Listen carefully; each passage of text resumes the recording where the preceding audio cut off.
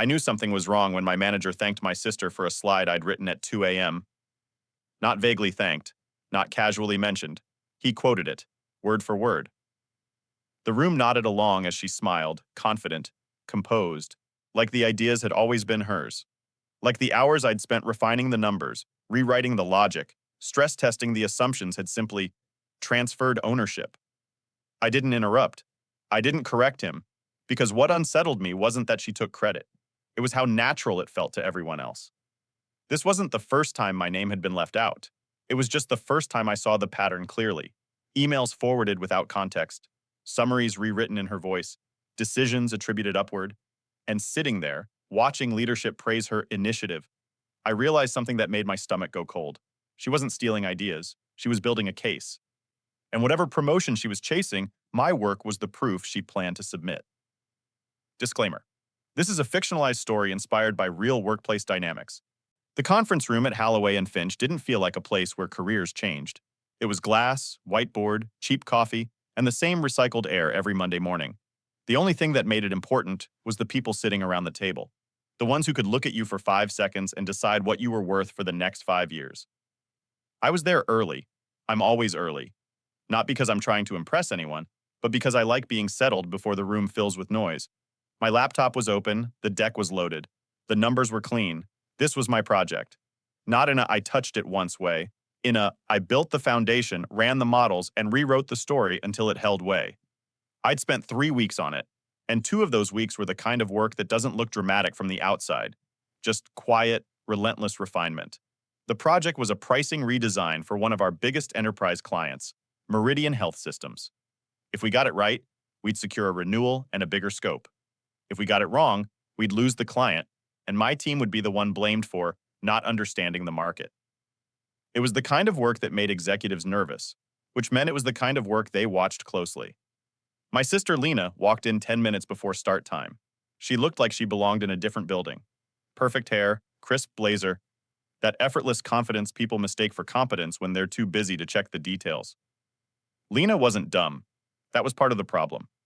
She was smart enough to understand the system, and the system rewarded people like her, people who could speak in clean sentences and make messy work sound inevitable. She set her laptop down next to mine like it was normal. "Morning," she said, bright and easy. "Morning," I replied. No tension. Not visibly. From the outside, we looked like any two coworkers who happened to share a last name. Most people at the company didn't even know we were siblings, and the few who did treated it like a quirky detail, something harmless. I preferred it that way. At 9:15, our manager, Curtis, walked in with 2 directors and a VP I'd only seen twice in person. Everyone stood and smiled. The social performance of people pretending they weren't terrified of each other. Curtis clapped his hands once. "All right," he said. "Let's get into Meridian. Lena's going to walk us through the updated pricing narrative." I froze for half a second.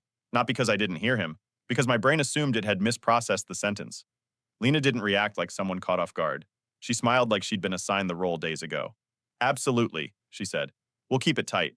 I looked at Curtis, waiting for him to glance my way and correct himself, waiting for him to say, "And then Jonah will cover the modeling," or "Jonah built the analysis," or anything that would place me back inside my own work.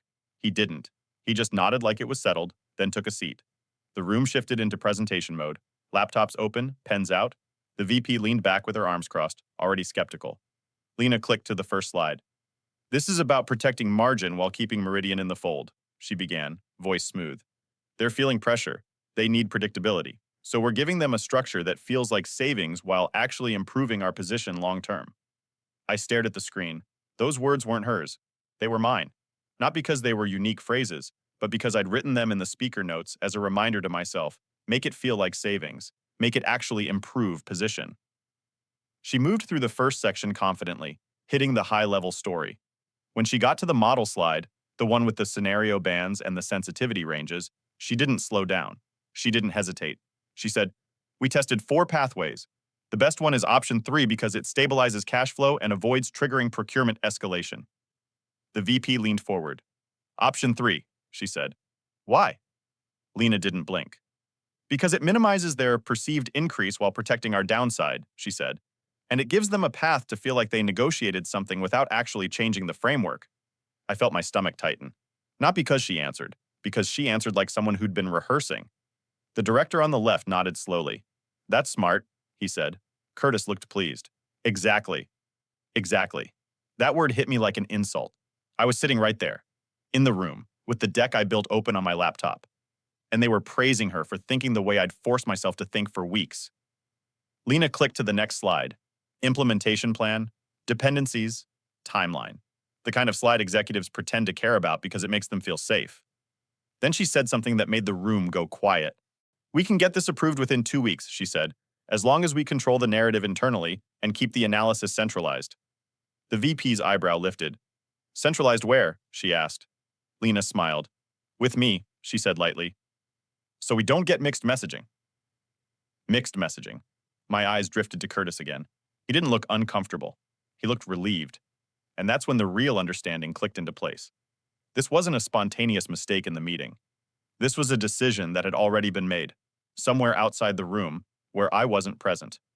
Lena wasn't improvising. She was executing a handoff. A clean, quiet transfer of ownership that made it look like she'd been leading all along. The VP asked for the supporting assumptions. Can you send me the model logic behind the sensitivity bands? She said. I want to see what drives that delta. Lena nodded. Of course, I'll send it right after. I watched her fingers hover over her keyboard like she already had the files ready. But I knew what was actually on her laptop. A copy of my work, a version of my model, a set of slides that had been forwarded, reframed, and made to look like it came from her. Curtis stood up as the meeting ended. Great work, Lena, he said. This is exactly the kind of initiative leadership notices. People filed out. The VP gave Lena a small, approving smile. The directors nodded at her like she'd proven something. I packed my laptop slowly, keeping my face neutral. Lena waited until the room emptied. Then she turned to me, still smiling, as if she'd just done me a favor. You didn't have to look so tense, she said. It went well. I kept my voice calm. Why did Curtis say you were walking it through? I asked. She shrugged, like the answer was obvious. Because I'm the one presenting it, she said. You're better at building, I'm better at selling. That wasn't the agreement, I said. She tilted her head. It doesn't have to be, she replied. This is how it works. I stared at her. And in that moment, I realized something that made my skin go cold. Not as a metaphor, but as a physical reaction. This wasn't the first time she'd done it. It was just the first time she'd done it so openly that I could see the system accepting it without question. She picked up her laptop bag and walked toward the door. Over her shoulder, she added, casual as a weather update, by the way, Curtis asked me to send the full model to leadership. I already did. Then she left me alone in the glass room with my own work on my screen and no one in the building who seemed to think it belonged to me. I didn't confront her after that. Not because I didn't want to, but because confrontation would have given her exactly what she needed. Noise. And noise is where people like Lena thrive. They talk faster, reframe, turn disagreements into miscommunications. By the time anyone sorts out what actually happened, the moment has passed and ownership has already moved on. So instead, I went back to my desk and started doing what I should have done months earlier. I audited my own work. Not the work itself, the trail. I opened my sent emails and filtered by the project name. Then I pulled Slack and searched the same keyword. Then our internal project management tool. Then the shared drive. What I was looking for wasn't theft in one dramatic moment, it was drift. And once I started looking for drift, I saw it everywhere. Early on, my emails were direct. Attached is my draft of the pricing model. I built the scenario bands to show risk tolerance. Replies came back normal enough. Then, somewhere along the way, the language shifted. Lena started forwarding my emails upward, cleaned up, shortened, reframed. Here's a refined version of the model we've been discussing. No attribution, no lies either, just omission. Slack told the same story. I'd post an update in our project channel. An hour later, Lena would summarize it in a private thread with Curtis. Same insight, same logic, different voice. And Curtis would react to her message. Not mine. I scrolled back weeks, then months. This hadn't started with Meridian. It had started with smaller things.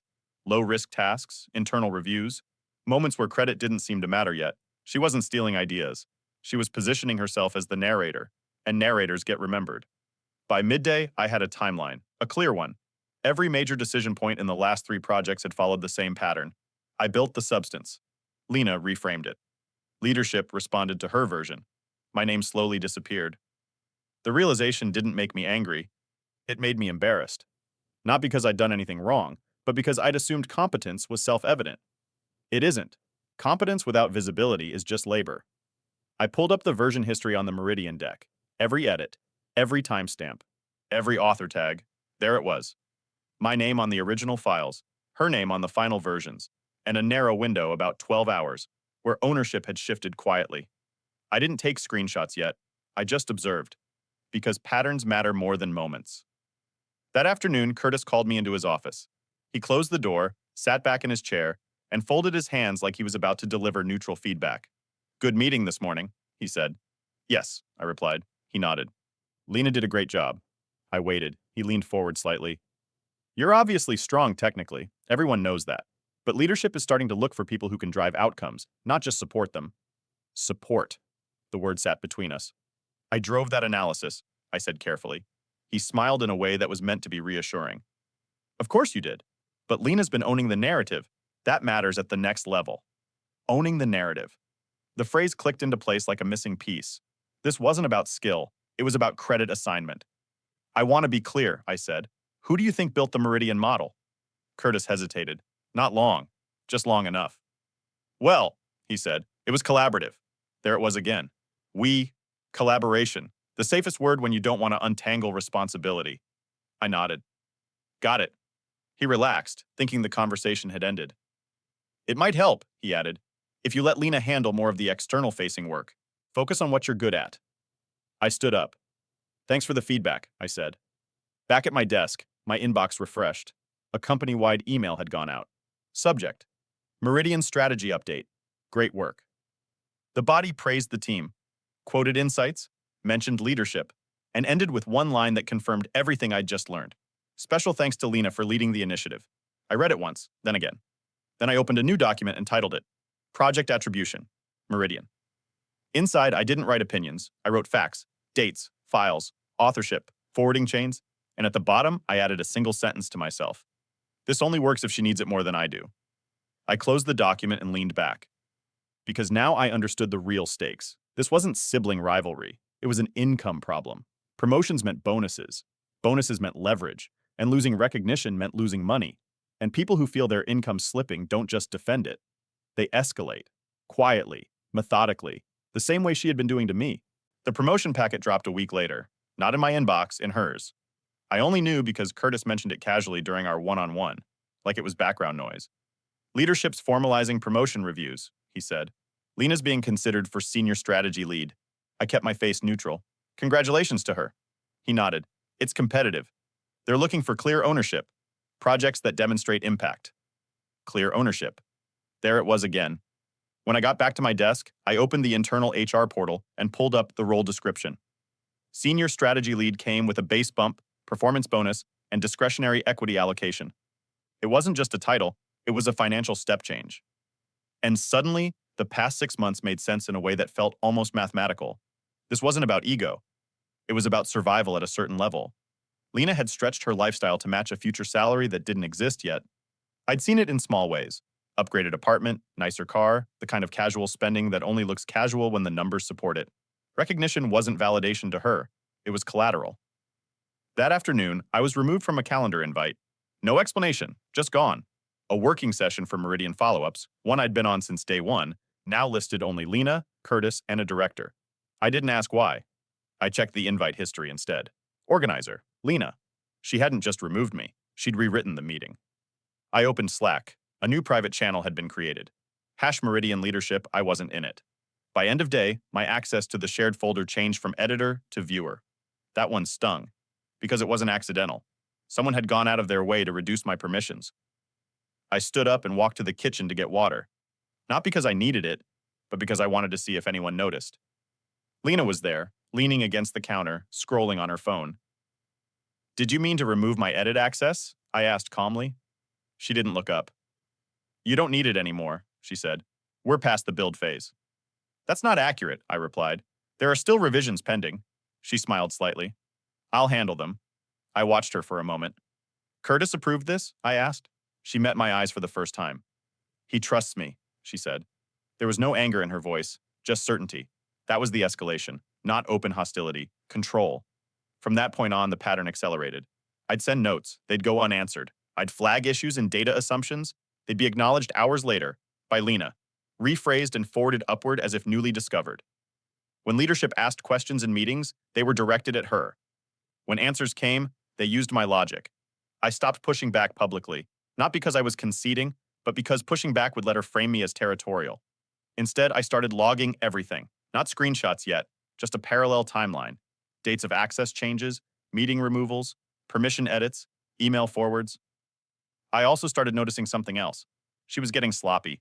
In her rush to control the narrative, she overreached.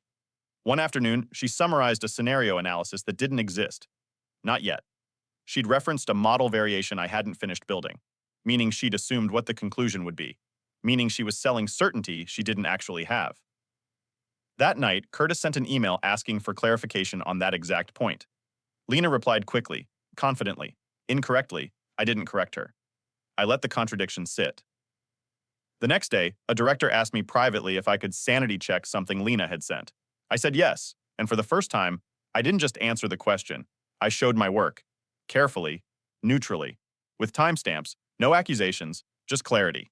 The director didn't react. He just said, "Thanks, that helps." By the end of the week, I'd been asked to sanity check 3 more things. Quietly, off the record. People weren't choosing sides yet. They were checking consistency. And Lena felt it. She started looping more people into emails, over-explaining, preemptively defending decisions no one had challenged. That's when I understood the real shift. She wasn't just protecting recognition anymore. She was protecting income. And when income is threatened, people don't de-escalate. They start closing doors behind them, including mine, which was fine, because I'd already stopped walking through them. I was building something else instead, a record, one that didn't rely on memory or perception, just proof. And proof doesn't care who needed the promotion more. The first real sabotage didn't look like sabotage. It looked like efficiency. A standing meeting was streamlined. A document was cleaned up. A decision was aligned offline. All reasonable, all defensible, all designed to make sure I wasn't in the room when attribution happened. The Meridian follow-up sessions stopped appearing on my calendar entirely. When I asked Curtis about it, he gave me the kind of answer managers give when they don't want to admit something's political. Lena's consolidating communication, he said. We're trying to reduce noise. Noise. That word again. The implication was clear. If I spoke up now, I wouldn't be correcting an error. I'd be creating friction. So I didn't speak up. I watched. I watched Lena start scheduling pre-meetings before leadership reviews. I watched her summarize team conclusions before anyone else could. I watched her attach final decks to emails that went out after hours, when no one had the appetite to question ownership. Then she crossed a line that forced my attention. She submitted a performance summary. Not hers. Mine. I only knew because HR automatically copied me on the system notification. Performance input submitted. Contributor, L. Carter. I opened it. The document listed achievements from the last 2 quarters, initiatives, impact statements, outcomes. They were all real. They were also all mine. But the language had been altered just enough to reposition roles. Where I had written, I developed the pricing model. The summary read, supported the development of pricing frameworks under senior guidance. Where I had led cross-functional reviews, it now said, participated in collaborative sessions. Where my name once anchored deliverables, it was now buried under team effort. Lena's name, meanwhile, appeared consistently beside words like led, directed, and owned. This wasn't theft anymore. This was redefinition. And redefinition is harder to reverse than theft because it changes how people remember the past. I didn't challenge the document. I let it submit. Then I did something she didn't expect. I requested my own performance file. HR policy allowed it.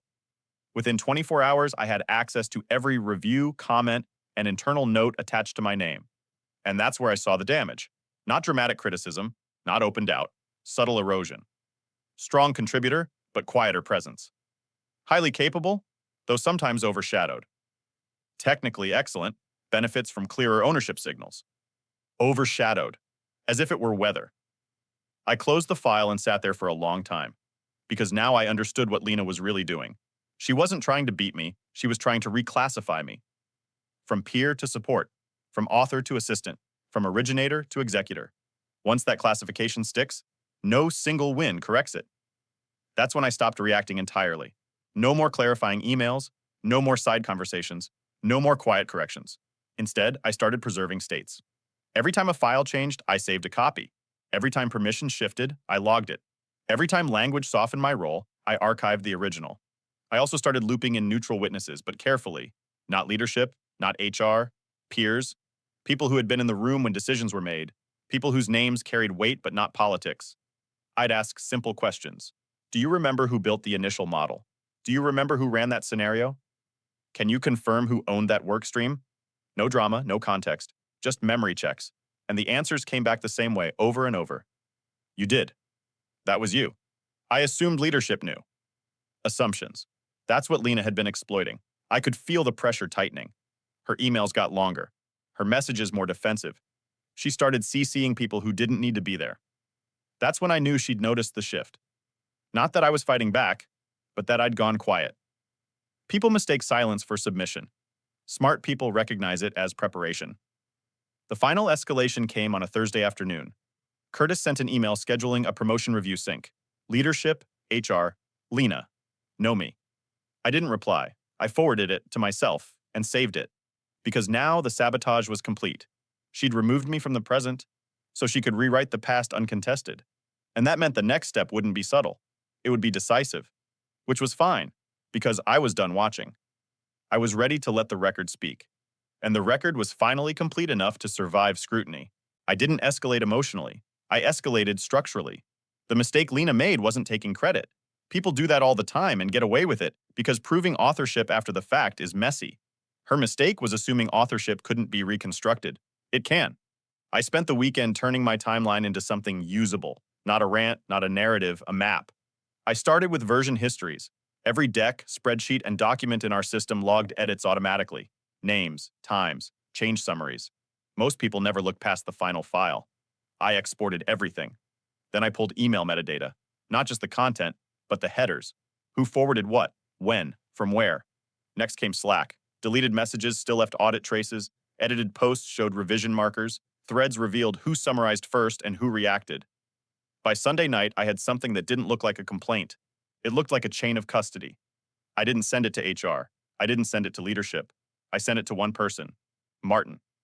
Martin was a director in a parallel function, senior enough to matter, detached enough not to be implicated, and respected for one thing above all else, precision. I didn't accuse Lena in the email. I didn't even mention her. I wrote 3 sentences. I'm concerned about attribution consistency on Meridian. I've attached a version history summary for context. Can you sanity check whether this matches what you recall? That was it. No drama, no framing, just a request for validation. He replied 2 hours later. This is thorough. Let me review. On Monday morning, something subtle changed. Leadership didn't say anything outright, but questions started landing differently. Instead of Lena, can you explain? It became, who built the model behind this? Instead of praise, there was verification. I stayed quiet, answered when asked, provided files when requested, never volunteered context unless prompted. Meanwhile, Lena started unraveling. Not visibly, but procedurally. She sent follow-up emails correcting herself. She over-CC'd people. She referenced documents that no longer matched the latest versions. When someone asked for clarification, she'd answer quickly, but not accurately. Because she wasn't the one who built the logic. She was repeating it, and repetition breaks under pressure.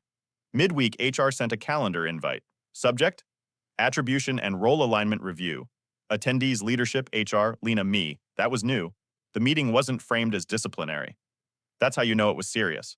Disciplinary meetings are reactive. Alignment reviews are preemptive. They don't ask who's wrong. They ask who owns what, before they promote the wrong person. Lena messaged me 10 minutes after the invite went out. Lena, why did HR loop you in? Lena, what did you send? I didn't reply, because the point wasn't to confront her. The point was to let her sit with uncertainty. That afternoon, Curtis stopped by my desk. He didn't sit. Just so you know, he said, this isn't an attack on anyone. I didn't think it was, I replied. He hesitated. We just want clarity. Me too, I said. That was the moment I saw it in his face. Relief. Not because conflict was ending, but because responsibility was finally shifting somewhere safer. Away from him.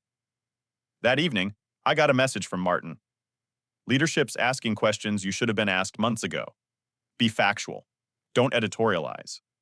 I closed my laptop and leaned back. Because that was the line. Once leadership asks questions independently, the outcome stops being about persuasion. It becomes about consistency.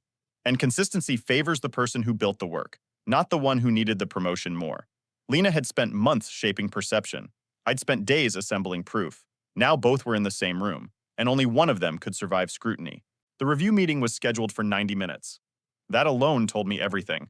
You don't block 90 minutes unless you expect things to unravel. The room was larger than usual. HR sat in the corner with laptops open, not taking notes yet, just watching. Two directors joined remotely. Curtis sat closest to the screen, already uncomfortable. Lena arrived early. Too early. She set up her laptop, opened files, closed them, reopened them again. She smiled when people entered, but it didn't reach her eyes. When I walked in, she didn't look at me. The HR lead started calmly. "This isn't disciplinary," she said. "This is about role clarity and attribution ahead of promotion decisions." Ahead of. Important word. They weren't fixing the past, they were deciding the future. The first 30 minutes were procedural. Scope, team structure, project ownership definitions, safe ground. Then one of the directors leaned forward. "Let's talk Meridian," he said. "Who authored the pricing logic that leadership reviewed?" The room went quiet. Lena answered immediately. "I led the initiative," she said. "Jonah supported the modeling." Supported, again. The director nodded once. "Okay, can you walk us through how the sensitivity bands were constructed?" She started confidently, until she didn't. She explained the outcome, not the reasoning. He interrupted gently. "I'm asking about the assumptions," he said. "What drove the variance between option 2 and option 3? Lena hesitated. "Just long enough." "Well," she said, "we adjusted for procurement pressure." "Where?" he asked. "In the model." She clicked through slides too fast, opened the wrong tab, scrolled. "I'd have to pull it up," she said. The other director spoke. "That's fine," she said. "Jonah, can you explain it?" All eyes turned to me. I didn't rush. I opened the model and walked through it step by step. Inputs, constraints, trade-offs, no commentary, no emphasis, just clarity. When I finished, the room stayed quiet again, but this time it felt different. He nodded slowly. "Thank you," he said. "That's what we were looking for." HR finally started typing. The questions kept coming. To both of us. And with each one, the pattern repeated. Lena spoke in summaries. I spoke in structure. She referenced conclusions. I referenced decisions. At one point, she tried to regain control. "I've been managing the stakeholder communication," she said. "That's why leadership associates the work with me." The HR lead looked up. "Managing communication isn't the same as authorship," she said calmly. "We need to distinguish the two." Lena's face tightened. Curtis shifted in his chair. The next question landed harder. "Who has access to the original working files?" the director asked. "I do," Lena said quickly. "And Jonah?" he asked. Lena hesitated. "No," she said. "Not anymore." "Why not?" HR asked. She swallowed. "To avoid version confusion." HR nodded and typed something longer than anything so far. The meeting ended early, not because it resolved, but because it no longer needed discussion. As people packed up, no one congratulated anyone. No small talk, no smiles, just quiet recalibration. Outside the room, Lena finally turned to me. "You blindsided me," she said. "I documented," I replied. "That's the same thing," she snapped. "No," I said. "It just feels that way when the story changes." She opened her mouth to respond, but Curtis stepped between us. "Let's pause," he said. "HR will follow up." They did. The email arrived that evening. Subject, interim promotion review status. The body was short. Promotion decisions are on hold pending clarification of role ownership and authorship. Further documentation has been requested. On hold, not denied, not approved, suspended. That was the worst possible outcome for Lena. Because bonuses didn't wait, budgets closed, windows passed, and a reputation under review doesn't age well. She needed this promotion now. And now the system was asking questions she couldn't answer without me, which meant she'd have to choose. Admit what she did, or double down and hope no one looked deeper. Either way, her margin for error was gone. She doubled down. That was the choice. The week after the review, Lena stopped pretending this was procedural. She started treating it like a threat. She emailed leadership with a clarification memo, not copied to me. In it, she framed the Meridian project as a distributed effort and positioned herself as the integrator, the person who synthesized disparate inputs into a coherent strategy. It was clever. Integrators don't need to know details, they just need to look like the hub. The problem was the memo referenced artifacts that didn't exist, file names that didn't match, dates that overlapped incorrectly, decisions attributed to meetings I hadn't attended because she'd removed me from them. That's what pressure does. It makes people rush. HR noticed immediately. They didn't respond to her memo. They responded to me. Subject? Request for supporting materials short, neutral, dangerous. They wanted original working files, draft timelines, evidence of authorship, names of collaborators present during key decisions. I didn't send commentary. I sent a folder. Inside it, the first model with my name stamped on the creation date, version histories showing my edits. Then hers calendar invites, showing when I was removed. Slack threads where I posted conclusions before she summarized them. At the bottom, one thing mattered more than everything else. Witnesses. I included names. People HR could talk to who had no incentive to protect me. 2 days later, Lena was called into a follow-up interview. She texted me while it was happening. Lena, HR is asking about file access. Lena, why do they have your versions? Lena, did you send them everything? I didn't reply. An hour later, another message came in. Lena, I said we collaborated, Lena. I said you were overwhelmed. Lena, I said I stepped in to help. I stared at the screen. That wasn't a defense. That was a contradiction. Because if she had stepped in to help, then I had been the owner, and HR loves contradictions. That afternoon, one of the directors I'd worked with stopped by my desk, off the record. They asked me who built Meridian, he said quietly. I told them the truth. I nodded. They asked why leadership didn't know, he added. I didn't answer, because that question didn't belong to me. By the end of the day, HR sent a second email. Subject: Final attribution review. Attendance required. This time, the tone was different. No alignment. No clarity. Final. The meeting lasted less than 30 minutes. HR spoke first. We've completed our review, she said.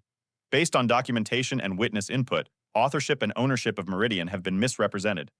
Lena's face went pale. This isn't about teamwork, HR continued. This is about credit assignment that impacted compensation decisions. Compensation. That word landed like a verdict. They turned to Lena. You were given multiple opportunities to clarify, the HR lead said. Instead, the narrative escalated. Lena opened her mouth, then closed it. There was nothing left to explain. The director spoke last. Your credibility took the damage here, he said. And credibility is hard to rebuild once it's questioned. The promotion was rescinded. Not deferred, rescinded. The bonus tied to it was frozen pending further review, and Lena was formally removed from leading Meridian. When the meeting ended, no one lingered. HR packed up.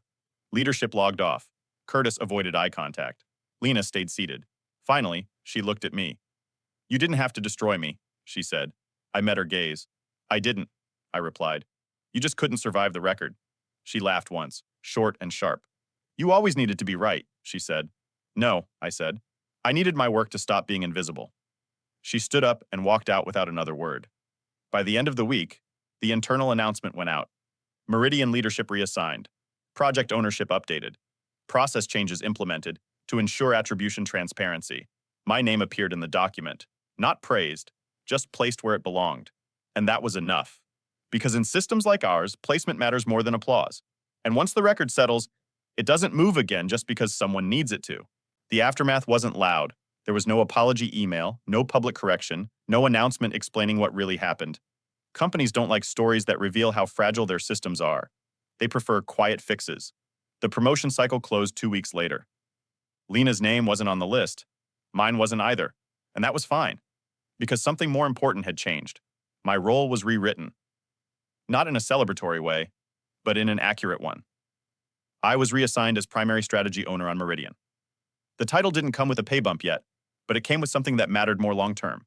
My name was now attached to decisions by default. No more intermediaries, no more summaries, no more narration without authorship. Lena was moved laterally, same level, same base pay, but her scope shrank.